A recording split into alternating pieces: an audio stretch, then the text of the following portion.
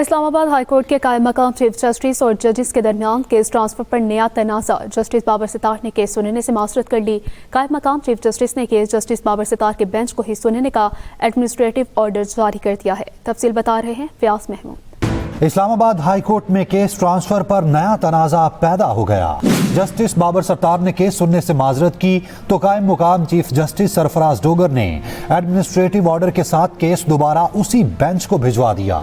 Justice Babar ستار نے قائم مقام چیف جسٹس کے اختیارات پر سوالات اٹھا دیے۔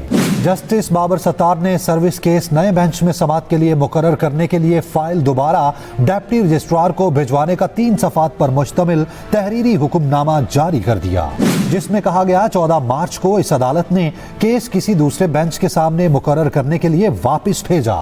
چیف جسٹس کے انتظامی سائٹ پر ریمارکس کے ساتھ فائل واپس آ گئی کہ یہی بینچ اس کیس کو سنے گا۔ جسٹس بابر ستار نے آرڈر میں کہا کیس اس عدالت کو واپس بھجوانا لازمی طور پر چیف جسٹس آفس یا رجسٹرار کے سٹاف کی غیر دانستہ غلطی ہوگی۔ چیف جسٹس کے پاس یہ طے کرنے کا کوئی اختیار نہیں ہے کہ ایک عدالت نے لازمی کیس سننا ہے۔ متعلقہ جج کو کیس سننے سے معذرت کرنے کا اختیار ہے، جس کے بعد چیف جسٹس آفس یا رجسٹرار آفس اسے انتظامی معاملہ کہہ کر مداخلت نہیں کر سکتا۔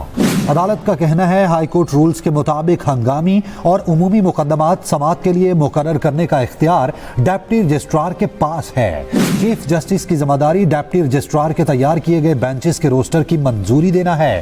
روسٹر منظوری کے بعد چیف جسٹس کا ہائی کورٹ میں دائر ہونے والا ہر کیس مقرر کرنے میں کوئی کردار نہیں۔ کیس دوسرے بینچ میں لگانے کے لیے ڈپٹی رجسٹرار کو بھجوانا چاہیے۔